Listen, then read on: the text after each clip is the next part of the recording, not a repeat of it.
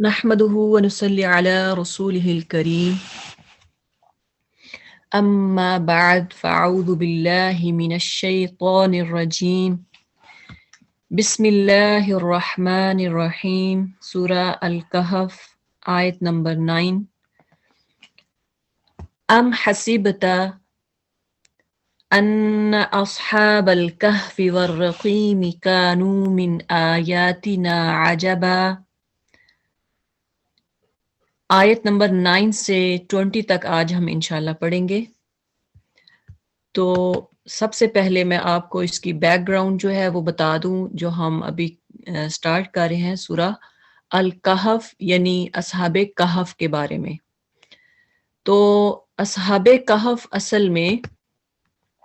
کون تھے؟ ابھی آپ کو یہ پکچر اس لیے دکھا رہی ہوں تاکہ تھوڑا سا آپ کو تھوڑا سا فیلنگ آئے کہ کہاں وہ گئے اور کیا ہوا۔ تو سب سے پہلے تھوڑی سی ان کی بیک گراؤنڈ میں بتاتی ہوں تاکہ ہم جب آیات پڑھیں تو آپ کو سمجھ آتی جائے۔ تو ہوا کچھ یوں کہ اصحاب کہف یعنی کہف والے مطلب غار والے۔ تو اللہ تعالیٰ جو ابھی آیت نمبر 9 ہم پڑھ رہے ہیں اس میں بتا رہے ہیں کہ یہ جو آپ کہتے ہیں نا کہ ام حسبت ان اصحاب الکہف والرقیم، آپ اپنے خیال میں کہ غار اور کتبے والوں کے بارے میں کہتے ہیں، اللہ تعالیٰ کہتے ہیں یہ بہت بڑی ہماری نشانیاں تھیں۔ اب اللہ تعالیٰ کہتے ہیں یہ کیسے ایک بڑی نشانی نہیں ہے؟ جو لوگ خیال کرتے ہیں کہ یہ کوئی بڑی نشانی نہیں ہے، یہ تو بڑی بات نہیں ہے کہ وہ اتنے سال سوئے رہے اور پھر اٹھ گئے، کوئی ایسی بڑی بات نہیں ہے۔ اللہ تعالیٰ کہتے ہیں بلکہ ہر نشانی ہی عجیب ہے، یعنی جو آسمان اور زمینوں کی پیدائش ہے اور اس کا نظام شمسی اور قمری اور جو ستارے ہیں ان کو مسخر، اللہ تعالیٰ کیسے سورج کو بنایا، چاند کو بنایا۔ کبھی آپ نے غور کیا ہے کہ سورج اور چاند کبھی بھی ایک ٹائم پہ دونوں نہ طلوع ہوتے ہیں نہ غروب ہوتے ہیں، دونوں کا سرکل ڈیفرنٹ ہے۔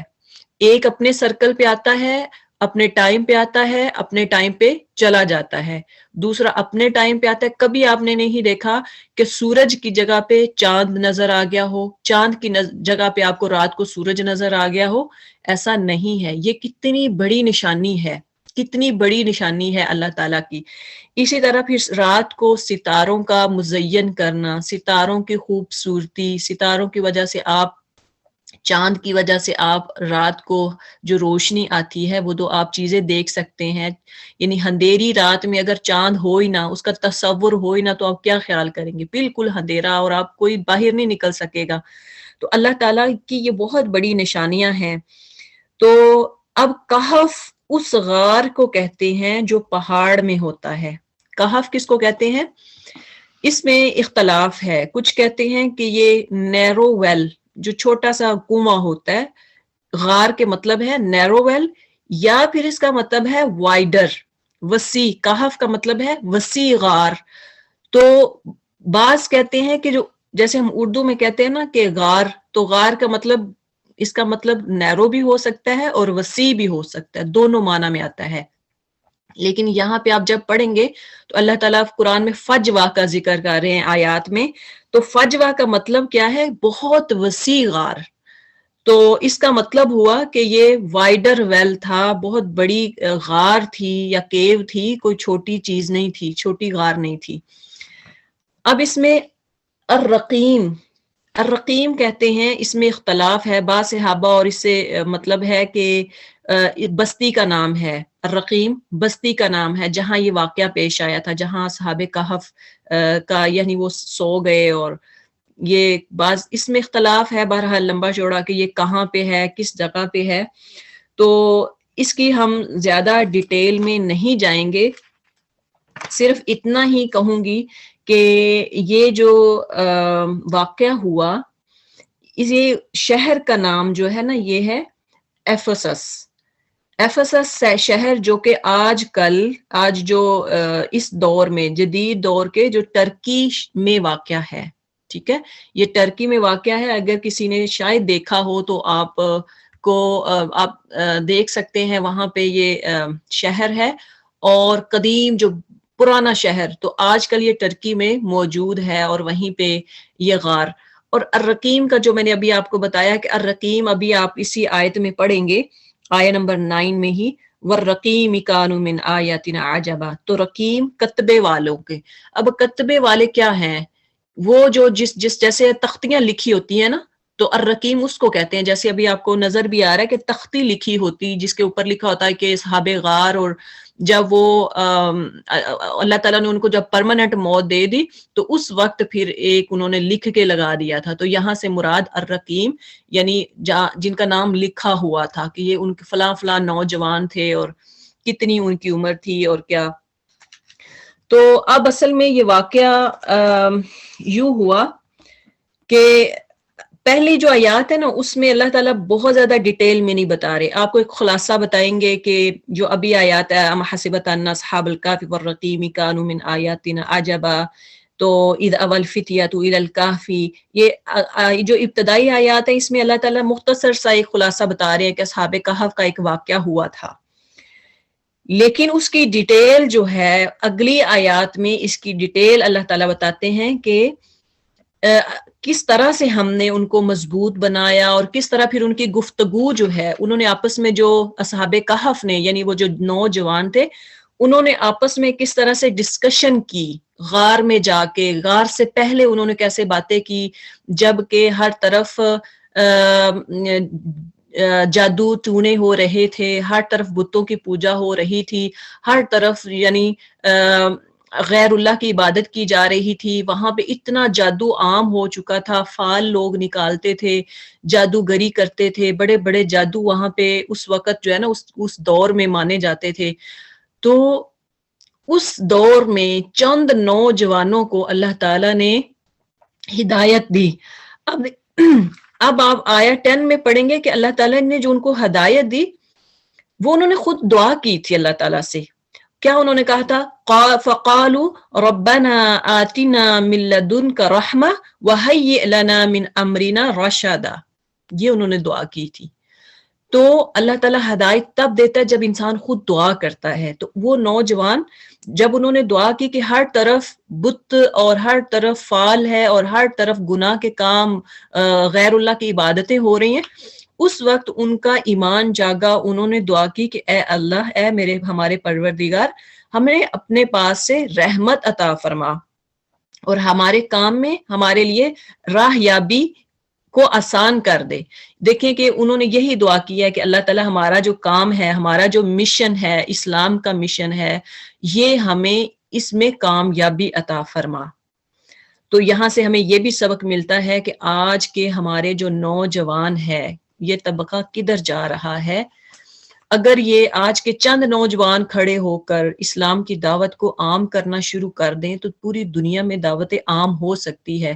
اس کی آپ ایک جھلک، صرف ایک جھلک آپ غزہ میں دیکھ سکتے ہیں.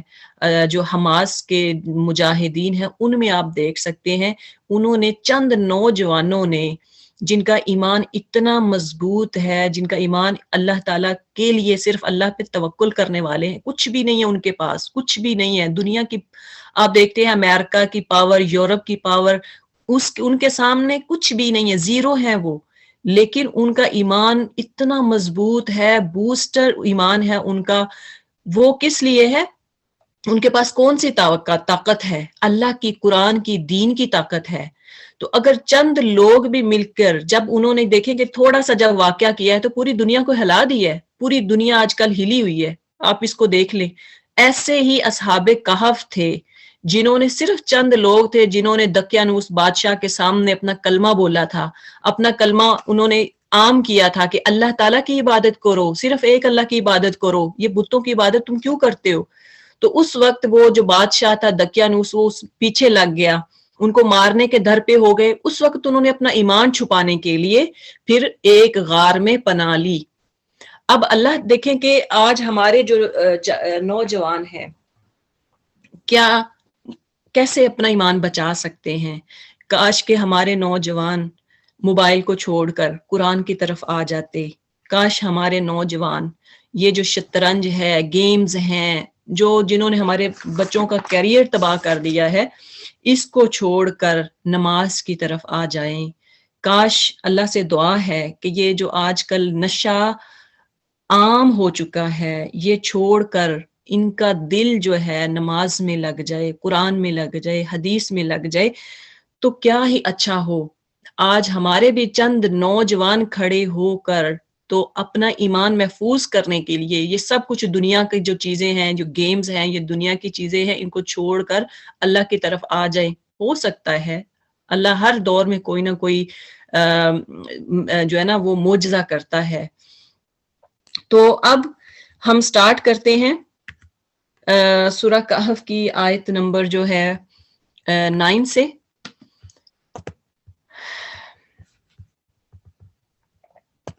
بسم اللہ الرحمن الرحیم۔ ام حسبتا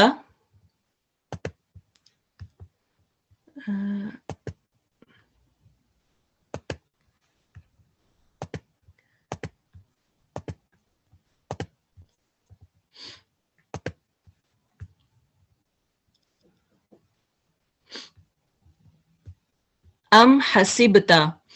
کیا آپ نے خیال کیا ہے، حسبتا یعنی خیال کرنے کے معنی میں، آپ نے سوچا ہے کبھی، انا کہ بے شک، اصحاب الکہف، کہف والے یعنی غار والے، والرقیمی اور کتبے والے۔ کتبہ کیا ہوتا ہے؟ ابھی جو میں نے آپ کو بتایا جیسے تختی لگی ہوتی ہے نا، اس میں بھی اختلاف ہے۔ تو والرقیبی یا کچھ کہتے ہیں کہ یہ علاقہ یا ایریا کا نام ہے جہاں سے اصحاب کہف آئے تھے۔ کانو من آیاتنا، وہ ہماری نشانیوں میں سے، عجبا ایک عجیب نشانی ہے۔ آپ کو یہ لگتا ہے کہ اصحاب کہف یعنی غار والے ہماری عجیب نشانیوں میں سے ایک عجیب و غریب نشانی تھی؟ تو یہاں سے مراد یعنی اصحاب کہف ہیں۔ اللہ تعالیٰ کہتے ہیں کہ آپ کو عجیب لگتا ہے لیکن ایسا نہیں ہے۔ اذ اول فتیتو، جب اول فتیتو پناہ لی، الفتیتو نوجوانوں نے، الالکہفی غار کی طرف، فقالو تو انہوں نے کہا، ربنا اے ہمارے رب، آتینا تو دے دے ہمیں، من لدن کا اپنی طرف سے، رحمہ کوئی رحمت، وہیئ لنا اور مہیا کر ہمارے لیے، من امرنا ہمارے معاملے میں، رشدا کوئی رہنمائی۔ انہوں نے دعا کی کہ اے پروردگار ہم کو اپنی خاص رحمت سے ہمارا معاملہ درست کر دے۔ تو ہم نے انہیں، اللہ تعالیٰ اگلی آیت میں فرما رہے فَضَرَبْنَا عَلَىٰ آذَانِهِمْ، تو ہم نے انہیں، فَضَرَبْنَا تو ہم نے ڈال دیا پردہ، عَلَىٰ آذَانِهِمْ ان کے کانوں پر، فِی الکہفِ غار میں، سنینا بہت سال، عددہ گنتی کے۔ تو اللہ تعالیٰ کہتے ہیں جب انہوں نے اپنا معاملہ ہمارے سپرد کیا یعنی اللہ سے دعا کی، تو ہم نے انہیں اسی غار میں تھپک کر سال ہا سال کے لیے گہری نیند سلا دیا۔ ثم بعثناہم پھر ہم نے اٹھایا ان کو، لنعلم تاکہ ہم جان لیں، ثم بعثناہم لنعلم تاکہ ہم جان لیں، ایو کون، الحزبین دو گروہوں میں سے، احصا زیادہ یاد رکھنے والا ہے، لما اس مدت کو جو، لبثو وہ سب ٹھہرے رہے، آمادہ اس مدت تک۔ اب دیکھیں کہ ان آیات میں اللہ تعالی فرما رہے ہیں کہ اصحاب جو کہف تھے ان کو اللہ تعالیٰ نے جب انہوں نے دعا کی، اب دیکھیں کہ وہ عام لوگ نہیں تھے، کوئی غریب لوگ نہیں تھے، وہ کھاتے پیتے گھر سے تھے، ان کا کیریئر شاندار تھا اور خوبصورت تھے، نوجوان تھے۔ تو اب ہوا کیا کہ جب انہوں نے اللہ تعالیٰ سے دعا کی کہ اللہ ہمارے لیے بھلائی دے دے، ہم جو کام کرنا چاہ رہے ہیں یعنی ہمارے ایمان کو مضبوط کر دے، ہمارے ایمان کو محفوظ فرما دے، تو اس وقت اللہ تعالیٰ نے پھر ان کو غار میں سلا دیا۔ اب انہوں نے جب میٹنگ کی، آپس میں انہوں نے بات چیت کی، تو اس وقت پھر اللہ تعالیٰ نے ان کی بھی رہنمائی کی سیدھے راستے کی طرف، اور وہ غار میں چلے گئے، وہاں پہ اللہ تعالیٰ نے ان کو نیند سلا دیا۔ آگے فرمایا نحن نقص علیک نبأہم، اب یہاں سے ڈیٹیل سے واقعہ سٹارٹ ہو رہا ہے۔ پہلے اللہ تعالیٰ نے آیت نمبر 12 تک تو شارٹلی بتایا، ایک خلاصہ بتایا کہ اس طرح ہوا تھا۔ آگے جو ہے نا آیت 12 میں اللہ تعالیٰ ڈیٹیل سے بتا رہے ہیں نحن نقص علیک نبأہم، ہم ان کا صحیح واقعہ، نحن ہم، نقصو بیان کرتے ہیں علیک آپ صلی اللہ علیہ وسلم پر، نبأہم ان کا واقعہ، بالحق کی حق کے ساتھ، یعنی صحیح صحیح ٹھیک ٹھیک، انہم بے شک وہ فتیتن چند نوجوان، آمنو ایمان لائے، بربہم اپنے رب پر، وزدناہم اور ہم نے زیادہ کر دیا ان کو ہدا ہدایت میں۔ ہم ان کا صحیح واقعہ تیرے سامنے بیان فرما رہے ہیں، یہ چند نوجوان اپنے رب پر ایمان لائے تھے اور ہم نے ان کی ہدایت میں ترقی دی تھی۔ اب اس کا تفصیل سے واقعہ اللہ تعالیٰ فرما رہے ہیں، یہ نوجوان بعض کہتے ہیں عیسائیت کے پیروکار تھے، عیسائی تھے یعنی فالوور تھے اس کے حضرت عیسیٰ علیہ السلام کے، اور بعض کہتے ہیں کہ ان کا زمانہ حضرت عیسیٰ علیہ السلام سے پہلے کا ہے، لیکن اختلاف تو اسکالرز میں چلتا ہے۔ حافظ ابن کثیر نے اسی قول کی ترجیح فرمائی ہے، کہتے ہیں کہ ایک بادشاہ تھا، اس کا نام مختلف، اس کے نام دقیانوس، کچھ دقیانوس ہے، کچھ کہتے ہیں دقیانوس ہے، لیکن جو بھی تھا اس کا نام، جو لوگوں کو بتوں کی عبادت کرنے اور ان کے نام کی نظر و نیاز دینے کی ترغیب دیتا تھا، لوگوں سے کہتا تھا کہ بتوں کی عبادت کرو اور ان کے نام کی لوگوں میں نظر و نیاز دو۔ اللہ تعالیٰ نے ان چند نوجوانوں کے دلوں میں یہ بات ڈال دی کہ عبادت کے لائق تو صرف ایک اللہ ہے جو آسمان و زمین کا خالق اور کائنات کا رب ہے۔ اب یہاں اس آیت میں جو فتیتن آیا ہے، یعنی انہم فتیتن آمنو، تو چند نوجوان، یعنی اس کا مطلب ہے کہ جب فتیہ کا ورڈ آتا ہے نا تو اس کا مطلب ہے بہت کم نوجوان تھے، یہ لیس کے لیے آتا ہے، جس سے معلوم ہوتا ہے کہ ان کی تعداد 9 یا اس سے بھی کم تھی۔ آگے آپ اگلی آیات میں پڑھیں گے کہ ان کی تعداد کے بارے میں بھی اختلاف ہے، قرآن نے اختلاف کیا ہے، کچھ کہتے ہیں 9 ہے، کچھ کہتے ہیں 7 ہے، کچھ کہتے ہیں کتنے ہیں، اور ان کی کتنے سال وہ ٹھہرے اس میں بھی اختلاف ہے۔ یہ الگ ہو کر کسی ایک جگہ اللہ واحد کی عبادت کرتے، آہستہ آہستہ لوگوں میں ان کی عقیدہ توحید کا چرچا ہوا۔ اب یہ جو نوجوان تھے نا، کہیں الگ بیٹھ کے تو اللہ تعالیٰ کی عبادت کرتے، توحید بیان کرتے، ایک دوسرے کو واعظ و نصیحت کرتے۔ اب کتنے ہی اچھی ایسی کمپنی ہوتی ہے دوستوں کی، جہاں پہ اگر 2 بیٹھے ہیں یا 4 یا 6 بیٹھے ہیں تو ایک نماز کے لیے جا رہا ہے تو دوسرا بھی اس کو اپنے دوسرے دوستوں کو کہے کہ چلیں ہم بھی نماز پڑھتے ہیں۔ یعنی وہ دوستی اچھی، بہت اچھی ہوتی ہے جس میں دین کے لیے دوسروں کو دعوت دی جاتی ہے، جس میں اسلام کے لیے دوسروں کو بلایا جاتا ہے کہ میں عبادت کر رہا ہوں تو آؤ چلو تم بھی میرے ساتھ چلو۔ جیسے ایک بہن اگر قرآن کی یعنی کلاس لینے نکلتی ہے تو ساتھ 2-4 اور کو انوائٹ کر لے، تو ایسی کمپنی بہت اچھی ہوتی ہے جو دین کی طرف دعوت دینے والی ہے۔ تو ایسے ہی وہ آپس میں ایک دوسرے کو جب بھی عبادت کرتے تو وہ مل کر کرتے، اور پہلے تو شروع میں کیا ہے کہ وہ آہستہ آہستہ الگ کہیں بیٹھ کر عبادت کرتے رہے، تو جب بادشاہ کو پتا چلا کہ یہ عبادت کہیں جا کے کرتے ہیں، کسی اور کی عبادت کرتے ہیں، تو اس نے اپنے دربار میں بلایا اور ان سے پوچھا، تو وہاں پہ انہوں نے توحید بیان کی کہ اللہ ایک ہے، لَن نَدْعُوَ مِن دُونِهِ إِلَٰهًا، کہ اللہ ایک ہے، اس کے علاوہ کیوں عبادت کرتے ہو۔ بالآخر پھر بادشاہ اور اپنی مشرک قوم کے ڈر سے اپنے دین کو بچانے کے لیے وہ آبادی سے، وہ جو ان کا کہہ لیں شہر تھا یا سٹی یا جو بھی، وہاں سے وہ ایک دور پہاڑ کی غار میں پناہ گزیر ہو گئے، وہاں غار میں چلے گئے، اور وہاں پر اللہ تعالیٰ نے ان پر نیند مسلط کر دی اور وہ 309 سال وہاں سوئے رہے۔ کچھ کہتے ہیں، اس میں بھی میں نے آپ کو پہلے بھی بتایا اختلاف ہے اسکالرز کا، کچھ کہتے ہیں 300 ایئرس ہے، کچھ کہتے ہیں 309 ہے، کچھ کہتے ہیں 200 کچھ ہے، یعنی اس میں اختلاف ہے۔ تو بہرحال اللہ تعالیٰ نے ان کو جتنی دیر کے لیے بھی چاہا، اللہ تعالیٰ نے ان کو نیند سے سلا دیا۔ اگلی آیت میں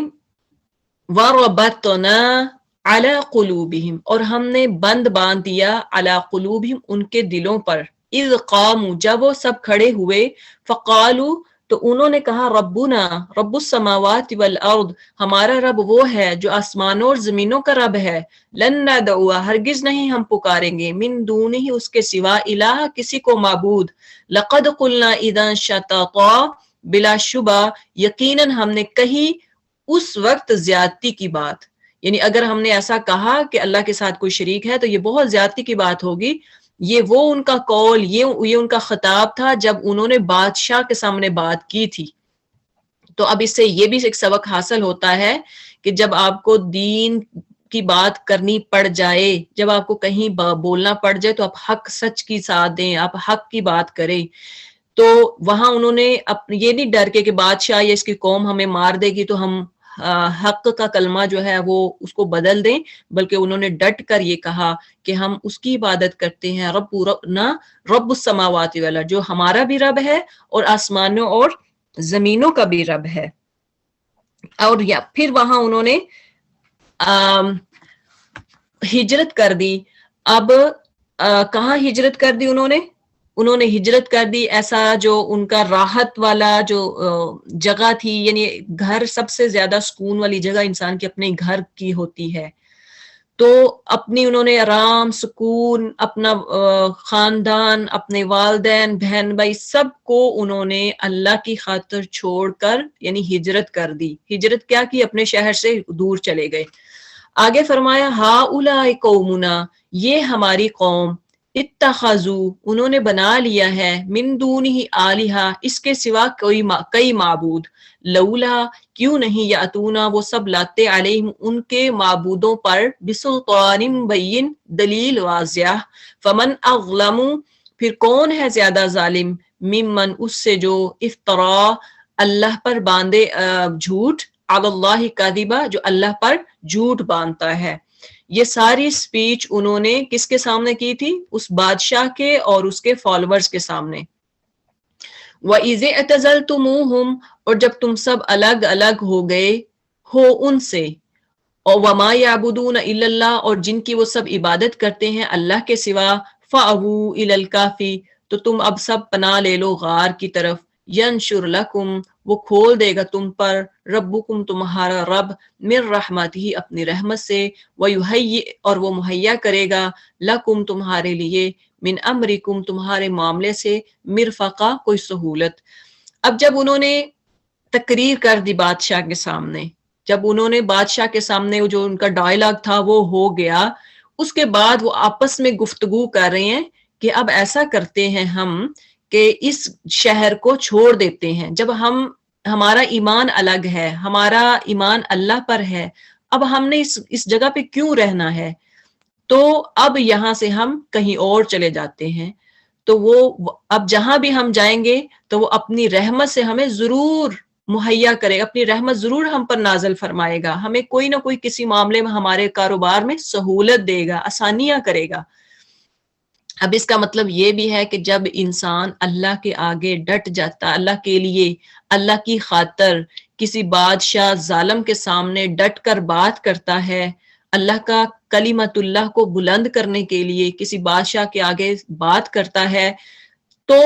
پھر اس کو اللہ پہ توکل بھی اس کا مضبوط ہو جاتا ہے، اور پھر اس کو اپنے خاندان کی، اپنے گھر والوں کی یا دوسروں کی آر کی ان کو کوئی ان کو تنگ نہیں کرتی، کوئی بات ان میں وہ ریگریٹ نہیں ہوتا کہ شاید میں نے غلط بات کر دی ہے۔ پھر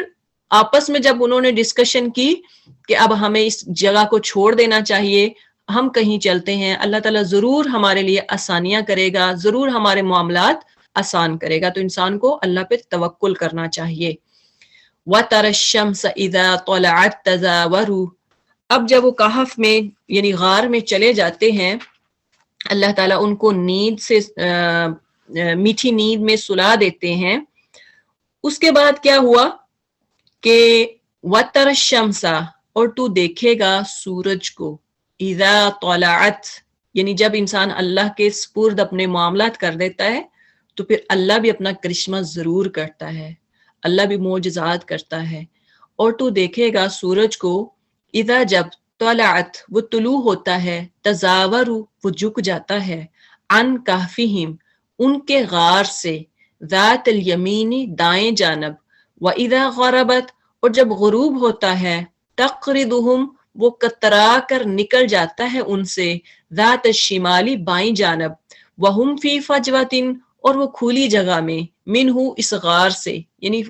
غار میں کھلی جگہ پہ موجود ہیں، ذالک یہ واقعہ، من آیات اللہ اللہ کی نشانیوں میں سے ہے، من یہد اللہ کون ہے جسے اللہ ہدایت دے، فہو المہتد تو وہی ہدایت پائے گا، یعنی جسے اللہ ہدایت دیتا ہے وہی ہدایت والا ہوتا ہے، وَمَن یضلل اور جسے وہ گمراہ کر دے، فلن تجدا تو ہرگز نہیں پائے گا، لہو اس کے لیے، ولیہ کوئی دوست، مرشدہ کوئی رہنمائی کرنے والا۔ آپ دیکھیں گے کہ آفتاب جو سورج ہے بوقت طلوع جب ہوتا ہے ان کے غار سے دائیں جانب کو جھک جاتا ہے، اور جب غروب ہوتا ہے ان کی بائیں جانب کترا جاتا ہے، اور وہ اس غار کی کشادہ جگہ میں ہے، یہ اللہ کی نشانیوں میں سے ہے، اللہ جس کی رہبری فرمائے یعنی جس کو ہدایت دے وہ راہ راست پر ہے، اور جسے وہ گمراہ کر دے ناممکن ہے کہ آپ اس کا کوئی کارساز اور رہنما پا سکیں۔ اب اس آیت میں یعنی سورج کے طلوع کے وقت دائیں جانب کو اور غروب کے وقت بائیں جانب کو کترا کر نکل جانا، اور یوں دونوں وقتوں میں ان پر دھوپ نہ پڑنی، یہ کیا ہے؟ یہ اللہ کا کرشمہ ہے، اللہ کا معجزہ ہے۔ حالانکہ وہ غار میں ایک کھلی جگہ پہ موجود تھے، راحت فرما رہے تھے، کھلی جگہ پہ تھے، لیکن اللہ تعالیٰ نے یہ معجزہ کیا، یہ اس لیے تھا تاکہ جب سورج نکلتا ہے تو آپ دیکھتے ہیں اس کی کرنیں کتنی شارپ ہوتی ہیں، جس سے انسان سویا ہوتا ہے، جیسے آپ مثلا بیڈ پہ سوئے ہوئے ہیں اور ونڈو آپ کے بالکل سامنے ہے یا لیفٹ سائڈ پہ ہے، تو کرٹن جب ہٹا دیا جائے تو کیا ہوتا ہے، آپ کی فوراً نیند جو ہے نا آنکھ کھل جاتی ہے، یا آپ ڈسٹرب ہوتے ہیں، کبھی دائیں ہوتے ہیں کبھی بائیں ہوتے ہیں کہ یہ کیا، آپ کو صحیح نیند نہیں آتی ہے۔ اسی طرح سے اللہ تعالیٰ نے ان کو سورج کی کرنوں سے بچانے کے لیے کہ کہیں یہ نیند سے بیدار نہ ہو جائیں، تو سورج کو اللہ تعالیٰ نے تابع کر دیا کہ ان کے اوپر کرنیں نہیں ڈالنی، آرام سے کھسک کے آہستہ سے دوسری سائڈ پہ چلے جانا ہے۔ اسی طرح سے رات کو جب غروب ہوتا اس وقت بھی وہ بائیں جانب چلا جاتا تاکہ ان پر کوئی یعنی ان کے غروب ہونے کی وجہ سے بھی اس پر کوئی ان کو پریشانی نہ ہو۔ تو اللہ تعالیٰ نے ان کو سلائے رکھا، اور ساتھ پھر اللہ تعالیٰ کہتے ہیں کہ اللہ تعالیٰ جس کو ہدایت دیتا ہے، جس کو ہدایت دیتا ہے اس کو کوئی بھی گمراہ نہیں کر سکتا، اور جس کو اللہ گمراہ کر دے تو پھر اس کے لیے تو کوئی دوست اور کوئی رہنمائی والی چیز ہی نہیں ہے۔ آخرت میں آپ کسی کو جو گمراہ ہو گیا، آخرت میں کوئی اس کا ساتھی نہیں ہوگا، کوئی اس کا دوست نہیں ہوگا۔ آج ہم ہمارے دیکھ لیں کہ ہمارے سرکل میں کس طرح کے لوگ ہیں، کچھ آپ کو دین کی طرف بلاتے ہیں، کچھ آپ کو دین سے دور کرنے والے ہوتے ہیں۔ تو آپ نے اب کن کے ساتھ رہنا ہے، کن کا ساتھ دینا ہے، کن کے ساتھ اپنا اٹھنا بیٹھنا کرنا ہے، یہ آپ کے ذمے ہے۔ آپ جس طرح کے لوگوں کے ساتھ بیٹھیں گے وہی صحبت آپ اپنائیں گے، وہی اسی طرح سے آپ ہوتے جائیں گے۔ وہ کہتے ہیں نا خربوزے کو دیکھ کر خربوزہ رنگ پکڑتا ہے، آپ یہ مثال جانتے ہیں سب۔ اسی طرح سے یہ بھی آتا ہے کہ جو حدیث میں آتا ہے کہ اگر آپ کستوری کی یعنی پرفیوم والی شاپ پہ جاتے ہیں، آپ پرفیوم چیک کرتے ہیں یا پرفیوم کی شاپ میں ایک دفعہ انٹر ہوتے ہیں، جب باہر نکلتے ہیں نا تو آپ سے خوشبو آتی ہے۔ آپ نے کبھی امیجن کیا آپ سے خوشبو آتی رہتی ہے، کافی دیر تک خوشبو چلتی رہتی ہے، چاہے آپ نے وہ ٹیسٹ کی ہے کہ نہیں کی، صرف ایک دفعہ آپ انٹر ہو جائیں اور آپ واپس آ جائیں تو آپ دیکھیے، آپ فیل کرتے ہیں آپ کو کافی دیر تک اس کی سمیل محسوس ہوتی رہتی ہے۔ اور اگر یہ ہے اچھی کمپنی کی مثال کہ اگر آپ اچھے لوگوں کے ساتھ بیٹھتے ہیں تو اس کی جو صحبت ہے، وہ جو کمپنی ہے، آپ کو تھوڑی دیر تک تو ضرور اس کا اثر آپ کے دل پہ ہوگا کہ آپ اگر قرآن کی بات سنتے ہیں، آپ حدیث کی بات سنتے ہیں تو ضرور آپ کو تھوڑی دیر تک اثر ہوتا ہے۔ لیکن جب آپ یعنی جو بری صحبت ہے، بری کمپنی، بیڈ کمپنی ہے، اس کی مثال جو ہے وہ راکھ کی طرح ہے. راکھ یعنی جو جل جاتی ہے, بھٹی والا جو ہوتا ہے, آپ اس کے پاس جاتے ہیں, اب کچھ بھی نہیں کرتے تو کیا ہے, آپ کو وہاں جیسے آپ اس چولہے کی مثال لے لیں, آپ نے کوکنگ کی ہے, اب کیا ہے جب کوکنگ کی ہے تو کوکنگ کی اسمیل آپ کو جب گھر سے باہر بھی نکلیں گے نا تو پھر بھی آپ سے آتی ہے, آپ کے کپڑوں سے اسمیل آتی ہے, آپ سے کوئی گلے ملے گا آپ کو اسمیل آئے گی. یہی مثال آپ بھٹی والے کے پاس جاتے ہیں جہاں پہ راکھ ہے, بھٹی ہے, وہ کالک ہے, ہاتھ پہ آپ کو وہ لگ جاتی ہے, اس وقت آپ فیل کرتے ہیں کہ ہو یہ کیا ہو گیا. تو بری صحبت کی مثال بھی ایسے ہی ہے بھٹی والے کی, کہ جب آپ اس بری صحبت میں جاتے ہیں تو کیا ہوتا ہے, وہ کچھ نہ کچھ تو آپ کے ذہن میں وہ رہتی ہے بات, آپ اس کی کوئی نہ کوئی بات ضرور لیتے ہیں جو آپ کو راہ سے ہٹاتے ہیں, آپ سے کوئی نہ کوئی بری بات کرتے ہیں, آپ کہتے ہیں نہیں ہاں یہ صحیح کہہ رہا تھا, مجھے لگ رہا ہے کہ یہ کچھ نہ کچھ صحیح ہے. تو بہرحال اپنی جو کمپنی ہے اس کو اچھا کرنا ہے, یہ آپ کے ہاتھ میں ہے. آگے فرمایا وَتَحْسَبُهُمْ, اور آپ خیال کریں گے انہیں, ایقاظاً جاگے ہوئے, وَهُمْ رُقُودٌ, حالانکہ وہ سوئے ہوئے ہیں, نُقَلِّبُهُمْ, اور ہم پلٹتے رہتے ہیں انہیں, ذات الیمین, دائیں طرف, وذات الشمال, اور بائیں جانب, وقلبہم, اور ان کا کتا, باسطن, پھیلائے ہوئے, ذراعیہ, اپنے دونوں بازو, بالوسید, دہلیز پر, لو اطلعت, اگر آپ جھانکیں, علیہم, ان پر, لولیتا, تو ضرور آپ پیٹ پھیر لیں گے, منہم, ان میں سے, فرارن, بھاگتے ہوئے, ولملئتا, اور ضرور آپ بھر دیے جائیں گے, منہم, ان کی وجہ سے, رعبا, روب سے. اب اس آیت میں آپ خیال کرتے ہیں کہ وہ بیدار ہیں, حالانکہ وہ سوئے ہوئے تھے, خود ہم ہی انہیں دائیں بائیں کروٹیں دلایا کرتے تھے, ان کا کتا بھی چوکھٹ پر اپنے ہاتھ پھیلائے ہوئے تھا, اگر آپ جھانک کر انہیں دیکھنا چاہتے تو ضرور الٹے پاؤں بھاگ کھڑے ہوتے, اور ان کے روب سے آپ پر دہشت تاری چھا جاتی. اب ایقاظ یا یہ یقیظ ان کی جمع ہے کہ جس کا مطلب ہے جاگنا, کہ آنکھیں ایسے لگتی ہیں جب آپ دیکھتے ہیں تو آپ کو دیکھنے اس کی آنکھوں سے لگتا ہے کہ وہ شاید جاگ رہے ہیں, اور رقود یعنی اس کا مطلب کیا ہے, سوئے ہوئے, تو رقود راقد ان کی جمع ہے, اس کا مطلب ہے وہ بیدار اس لیے محسوس ہوتے ہیں کہ ان کی آنکھیں کھلی تھیں, جس طرح جاگنے والے شخص کی ہوتی ہیں. بعض کہتے ہیں کہ زیادہ کروٹیں بدلنے کی وجہ سے وہ بیدار نظر آتے تھے, جاگتے ہوئے نظر آتے تھے, یعنی اللہ تعالیٰ ان کی کروٹ جو ہے نا کبھی دائیں کرتا کبھی بائیں کرتا تھا, ان کو بدلتا رہتا تھا, تو جس کی وجہ سے اسکالر یہ بھی کہتے ہیں کہ اللہ تعالیٰ ان کی کروٹ کو اس لیے بدلتا تھا تاکہ ان کے جو جسم ہے ان کو مٹی نہ لگے, ان کے جسموں کو مٹی نہ لگے یا مٹی نہ کھائے, تو جس کی وجہ سے اللہ تعالیٰ ان کی کروٹ جو ہے کبھی دائیں کرتا کبھی بائیں کرتا. اب اللہ نے ان کی حفاظت کے لیے جو کتے کا ذکر ہے تو وَقَلْبُهُمْ بَاسِطٌ ذِرَاعِهِ, کہ کتا اپنے ہاتھ پھیلائے ہوئے, دونوں بازو پھیلائے ہوئے تھا, تو یہ اس لیے کہ اللہ تعالیٰ ان کی حفاظت کرے. تو ان کی حفاظت کے لیے وہ اتنا روب داب, آپ دیکھیں کہ کوئی یعنی چوکی داری کے لیے جو کتے سکھائے جاتے ہیں, جو رکھے جاتے ہیں, تو ان سے اگر آپ ان کے قریب بھی جائیں تو آپ کو خوف طاری ہوتا ہے, تو وہ بھی اللہ تعالیٰ نے جو کتا وہاں پہ بٹھایا ہوا تھا دہلیز پر, وہ اس لیے کہ جو لوگ آئیں تو وہ دور سے اس کو دیکھ کے تو روب میں آ جائیں اور وہ بھاگ جائیں. تو ایسا ہی ہوتا کہ اللہ تعالیٰ نے ان کی حفاظت فرمائی, اور اللہ تعالیٰ کہتے ہیں اگر آپ دیکھتے تو آپ ضرور روب دار یعنی اتنا ڈر جاتے, تو روب سے خوف کی وجہ سے آپ وہاں سے فرار ہو جاتے. تو اس کی وجہ سے اللہ تعالیٰ نے کہ ان کے پاس کوئی بھی جو دقیانوس کا جو سپاہی یا فوجی کوئی بھی ان تک نہ پہنچ پائے, اس لیے اللہ تعالیٰ نے ساتھ کتے کا بھی انتظام کیا اور اس کو بھی وہاں پہ بٹھایا. وَكَذَلِكَ, اور اسی طرح بَعَثْنَاهُمْ, ہم نے اٹھایا انہیں, لِيَتَسَاءَلُوا, تاکہ وہ سب ایک دوسرے سے پوچھیں, سوال کریں, بَيْنَهُمْ, اپنے درمیان یعنی آپس میں.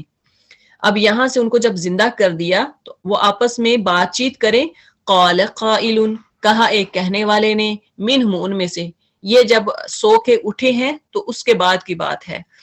قال قائل کہا ایک کہنے والے نے منہم ان میں سے کم لبستم کتنی دیر تم ٹھہرے قالو انہوں نے کہا لبثنا ہم ٹھہرے رہے یومن ایک دن او بعض یوم یا دن کا کچھ حصہ قالو انہوں نے کہا ربکم تمہارا رب اعلم خوب جاننے والا ہے بما لبثتم اس چیز کو جو کہ تم کتنی دیر ٹھہرے ہو اللہ خوب جانتا ہے فبعثوا احدکم پس تم سب بھیجو احدکم اپنے میں سے ایک کو بیواری قیکم ہاذی اپنے اس چاندی کے سکے کے ساتھ الی المدینہ شہر کی طرف فلینظر پس چاہیے کہ وہ دیکھے ان میں سے کون ہے ایوہا ان میں سے کون ہے ازکا زیادہ پکیزہ تو آمن کھانا فلیاتکم پس چاہیے کہ وہ لائے تمہارے پاس برزقین کھانا منہو اس میں سے وَلْيَتَلَطَّفْ اور چاہیے کہ وہ نرمی اختیار کرے وَلَا يُشْعِرَنَّ اور نہ ہرگز آگاہ کرے بکم تمہارے رب تمہارے بارے میں احدا کسی کو بھی۔ تو اب یہاں سے کہ جب اللہ تعالیٰ نے ان کو اٹھایا اسی طرح ہم نے انہیں جگا کر اٹھایا کہ آپس میں پوچھ گچھ کر لیں۔ ایک کہنے والے نے کہا کہ کیوں بھائی تم کتنی دیر ٹھہرے رہے ہو؟ انہوں نے جواب دیا کہ ایک دن یا ایک دن سے بھی کم۔ دوسرا کہنے لگے کہ تمہارے ٹھہرے رہنے کا بخوبی علم تو اللہ ہی کو ہے، اب تم تو اپنے میں سے کسی کو اپنی یہ چاندی دے کر شہر بھیجو، وہ خوب دیکھ بھال لے کہ شہر کا کون سا کھانا پاکیزہ تر ہے، پھر اسی میں سے تمہارے کھانے کے لیے لے آئے، اور وہ بہت احتیاط اور نرمی برتے اور کسی کو تمہاری خبر نہ ہونے دے۔ اب یہاں سے تین چیزیں جو ہیں وہ اس آیت میں واضح ہوتی ہیں کہ جب اللہ تعالیٰ نے انہیں جگا دیا تو پھر آپس میں وہ بات چیت کرنے لگے کہ تم کتنا عرصہ جو ہے یہاں پہ ٹھہرے ہو، یعنی سوئے رہے ہو، یعنی جس طرح ہم نے انہیں اپنی قدرت سے سلا دیا تھا اسی طرح 309 سال کے بعد، یا پھر اس میں آپ کو پہلے میں نے بتایا اختلاف ہے، ہم نے انہیں اٹھا دیا اور اس حال میں اٹھایا کہ ان کے جسم اس طرح صحیح تھے جس طرح 300 سال قبل سوتے وقت تھے، یعنی بالکل وہ تندرست ویسے تھے جیسے پہلے تھے۔ اس لیے آپس میں ایک دوسرے سے انہوں نے سوال کیا کہ ہم کتنی دیر ٹھہرے رہے۔ جس وقت وہ غار میں داخل ہوئے تو کہتے ہیں کہ صبح کا وقت تھا، اور جب بیدار ہوئے تو دن کا آخری حصہ یعنی جیسے عصر کا ٹائم کہہ لیں، یوں وہ سمجھے کہ شاید ہم ایک دن یا اس سے بھی کم دن یعنی دن کا کچھ حصہ ٹھہرے ہیں۔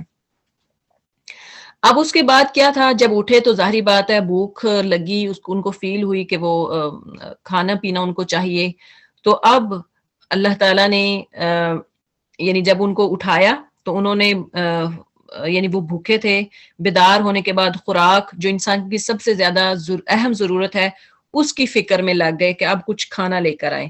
اب یہاں پہ جو انہوں نے کہا ہے کہ احتیاط اور نرمی کی تاکید انہوں نے اس وجہ سے کی تھی کیونکہ ان کو یہی لگا کہ صبح ہم آئے تھے اور سو گئے ہیں تو شام ہوئی ہے، تو اب یہ نہ ہو کہ ہم اٹھیں اور باہر جائیں تو جو بادشاہ ہے اس کے فوجی یا اس کے یعنی سپاہی آ کے تو ہمیں پکڑ کے لے جائیں اور پھر ہمارے ساتھ ویسا ہی ہو جیسا جس کے ڈر سے ہم اپنا ایمان بچانے کے لیے یہاں پہ آئے ہیں۔ تو کہیں وہ اس ڈر سے انہوں نے یہی محسوس کیا کہ یعنی صبح کو ہم سوئے ہیں تو پچھلے ٹائم اٹھ گئے ہیں تو کہیں ہمیں وہ فوجی پھر نہ پکڑ لیں۔ تو اس وجہ سے انہوں نے کیا کہ انہوں نے کہا کہ احتیاط اور نرمی سے کام کرنا ہے اور کسی کو ہمارے بارے میں علم نہیں دینا، بتانا نہیں ہے کہ ہم کون ہیں اور کیا ہیں۔ اور اسی طرح پھر انہوں نے جو چوتھی بات کی وہ کہا کہ طعامن ازکا طعامن جو سب سے زیادہ پاکیزہ کھانا ہے وہ لے کر آنا، یعنی حلال کھانا لے کر آنا۔ ہو سکتا ہے اس وقت یعنی حلال ان کو میسر ہونا نہ ہو۔ اس کے بعد پھر وَلْيَتَلَطَّفْ وَلَا يُشْعِرَنَّ بِكُمْ چاہیے کہ وہ نرمی برتے اور ہرگز کسی کو نہ بتائے۔ آگے ہے اِنَّهُمْ بے شک وہ ان یظہروا اگر وہ سب مطلع ہو گئے علیکم تم پر، یعنی ان کو ڈر تھا کہ اگر ہمیں ہمارے بارے میں ان کو پتہ چل جائے تو یرجموکم وہ سب کیا کریں گے، ہمیں سنسار کر دیں گے، او یعیدوکم وہ سب لٹا دیں گے تمہیں فی ملتہم اپنے دین میں، ولن تفلحوا اور ہرگز نہیں تم فلاح پاؤ گے اذن اس وقت کبھی بھی۔ تو یعنی ان کو یہ ڈر تھا کہ اگر ہمارے بارے میں کسی کو پتہ چل گیا تو ہمیں وہ ضرور سنسار کر دیں گے۔ تو اس پر پھر انہوں نے کہا کہ یعنی آخرت جو آخرت ہے، یعنی جس کی کامیابی کے لیے ہم نے یہ مشقت برداشت کی ہے، ظاہر بات ہے کہ اگر اہل شہر نے ہمیں مجبور کر کے پھر آبائی دین کی طرف لوٹا دیا تو ہمارا اصل جو مقصد ہے وہی ختم ہو جائے گا، ہماری محنت ساری برباد ہو جائے گی، اور ہم نہ دین کے رہیں گے نہ دنیا کے رہیں گے۔ اس لیے ہمیں ہمارے دین کے بارے میں یا ہمارے مذہب کے بارے میں کسی کو پتہ نہ چلے، اور آرام سے جاؤ اور کھانا لے کر آؤ۔ تو یہ ہے، اس کے بعد انشاءاللہ نیکسٹ ویک ہم پڑھیں گے سبحانک اللہم و بحمدک نشہد ان لا الہ الا انت نستغفرک و نتوب الیک وصلی اللہ علی خیر خلقہ محمد و آلہ واصحابہ اجمعین، آمین یا ارحم الراحمین۔ السلام علیکم ورحمۃ اللہ وبرکاتہ۔